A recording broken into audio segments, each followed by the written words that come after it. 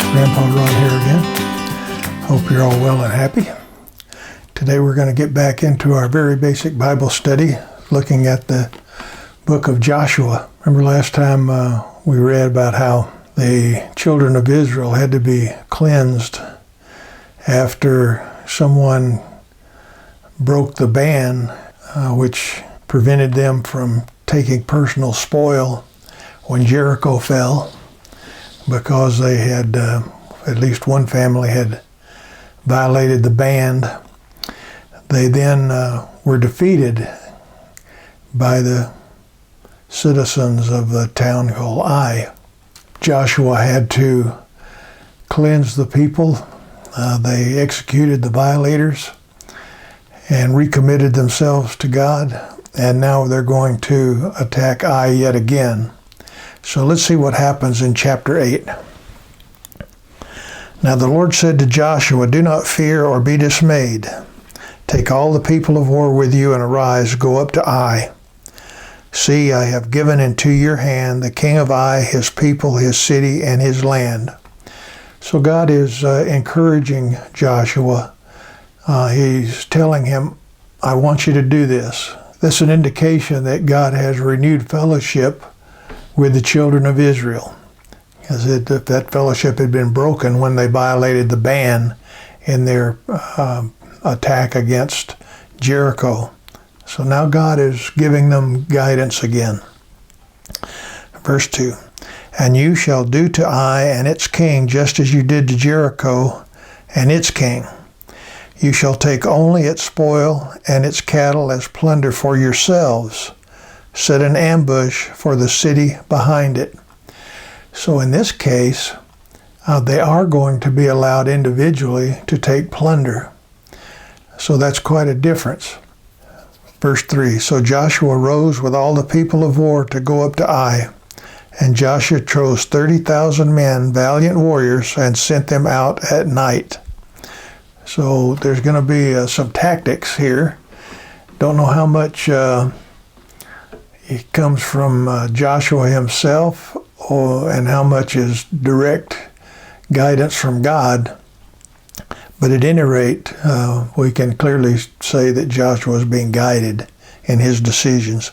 So he's sending out a team at night. "And he commanded them, saying, See, you are going to ambush the city from behind it. Do not go very far from the city, but all of you be ready." So they're going to set a trap. "Then I and all the people who are with me will approach the city, and it will come about when they come out to meet us at the first, that we will flee before them. And they will come out after us until we have drawn them away from the city, for they will say, They are fleeing before us as at the first, so we will flee before them." So remember, they were defeated before. They fled before the citizens of Ai, and now they're going to try to make them think that the same thing is happening and draw them out of the city. Verse 7, "And you shall rise from your ambush and take possession of the city, for the Lord your God will deliver it into your hand. Then it will be, when you have seized the city, that you shall set the city on fire. You shall do to it according to the word of the Lord. See, I have commanded you." So the decision to destroy the city with fire and everything else that goes on here is direct guidance from God. Verse 9, "So Joshua sent them away, and they went to the place of ambush and remained between Bethel and Ai on the west side of Ai. But Joshua spent that night among the people." So all the ambush is being set up. Verse 10, "Now Joshua rose early in the morning and mustered the people, and he went up with the elders of Israel before the people to Ai." So you've got Joshua and the elders, the heads of the people, out in front, taking them up to the city of Ai.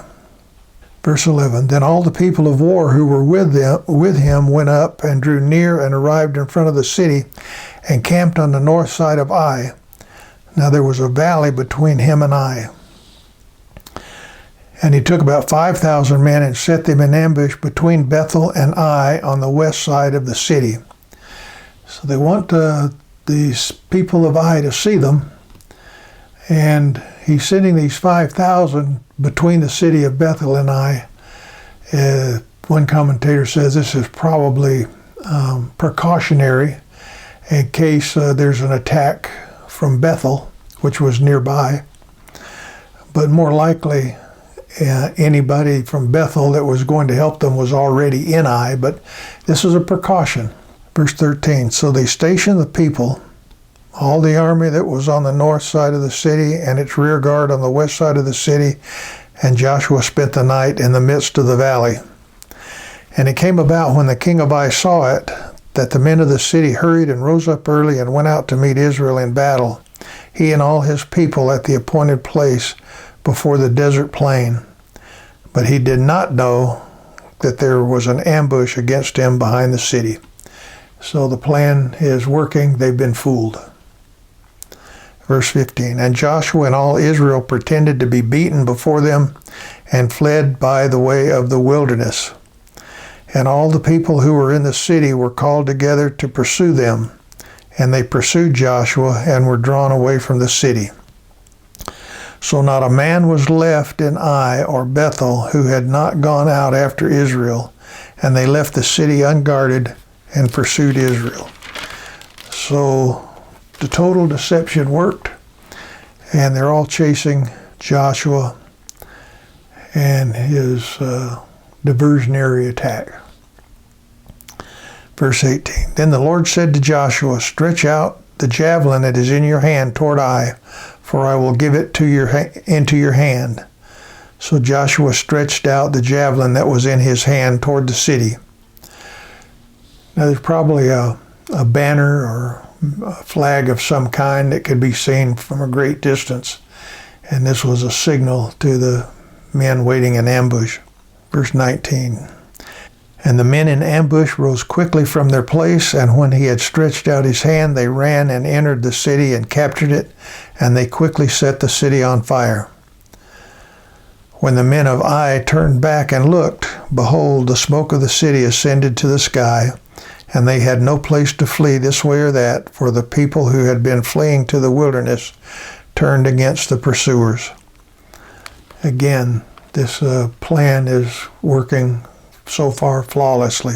Verse 21, when Joshua and all Israel saw that the men in ambush had captured the city, and that the smoke of the city ascended, they turned back and slew the men of Ai. And the others came out from the city to encounter them, so that they were trapped in the midst of Israel, some on this side, some on that side. And they slew them until no one was left of those who survived or escaped. But they took alive the king of Ai and brought him to Joshua. This was kind of a common practice back then, to execute the king separately. And there were some guidelines in Deuteronomy to the children of Israel on how these kinds of things should take place, and they're following the law basically right here. Verse 24. Now it came about when Israel had finished killing all the inhabitants of Ai in the field in the wilderness where they pursued them, and all of them were fallen by the edge of the sword until they were destroyed, then all Israel returned to Ai and struck it with the edge of the sword. So they killed all these combatants that came out. Then they went back into Ai and basically exterminated the remaining inhabitants there. All who fell that day, both men and women, were 12,000, all the people of Ai.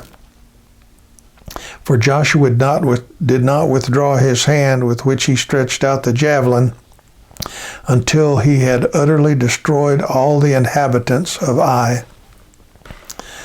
Again, a reminder that Israel is merely a tool of God's judgment in this case. God has told them to do this. He's doing it because he had given the people of Ai and Bethel many years to turn to him, to put away idol sacrifices, to cease from child sacrifice and all that, and they did not. They even had a chance to flee, but they did not choose that. So God is basically using Israel to exterminate these people. Verse 27, Israel took only the cattle and the spoil of that city as plunder for themselves, according to the word of the Lord, which he had commanded Joshua. So Joshua burned Ai and made it a heap forever, a desolation until this day. And he hanged the king of Ai on a tree until evening. And at sunset Joshua gave command, and they took his body down from the tree and threw it at the entrance of the city gate, and raised over it a great heap of stones that stands to this day. This according to guidance provided back in Deuteronomy. Verse 30, Then Joshua built an altar to the Lord, the God of Israel, in Mount Ebal, just as Moses, the servant of the Lord, had commanded the sons of Israel. And it is written in the book of the law of Moses, an altar of uncut stones on which no man had wielded an iron tool, and they offered burnt offerings on it to the Lord and sacrificed peace offerings. You know, a lot of times we'll pray, might be something going on in our life, and God answers that prayer. And quite often we don't acknowledge God immediately. We just say, boy, that worked out great. Isn't that wonderful? But we forget to acknowledge that we had asked God. He answered our prayer, and we kind of put him in back and might recall it later. But we fail to give God the glory and thanks immediately after the prayer is answered. But they didn't forget here. Immediately they did this. Verse 32. And he wrote there on the stones a copy of the law of Moses, which he had written in the presence of the sons of Israel. How much of the law, we don't know. It's unlikely they wrote all of the writings of Moses on these stones, but key points they listed.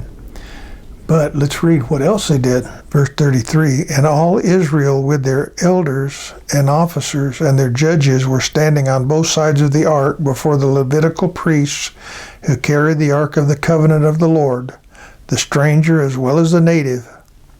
Half of them stood in front of Mount Gerizim, and half of them in front of Mount Ebal, just as Moses, the servant of the Lord, had given command at first to bless the people of Israel. So this is quite a solemn occasion. They've had this victory, but Joshua is going to use it to indelibly imprint on the children of Israel God's word, God's commandments. Give thanks to the Lord. He's already offered sacrifices. And now let's see what he does. Verse 34, Then afterward he read all the words of the law, the blessing and the curse, according to all that is written in the book of the law. When it says he read, it was probably he had read to the people through the priests everything that was written in the law. Remember, there were 600 plus laws, and he's having all of this read to the people. And part of what he's having read is the blessing and the curse. The blessing and the curse, basically, paraphrasing, said, if you follow me, I will be with you and I will give you victory. If you don't follow me and disobey me, I will not be with you, and you will stumble and fall, and I will not be with you. Verse 35. There was not a word of all that Moses has commanded which Joshua did not read before all the assembly of Israel, with the women and the little ones and the strangers who were living among them.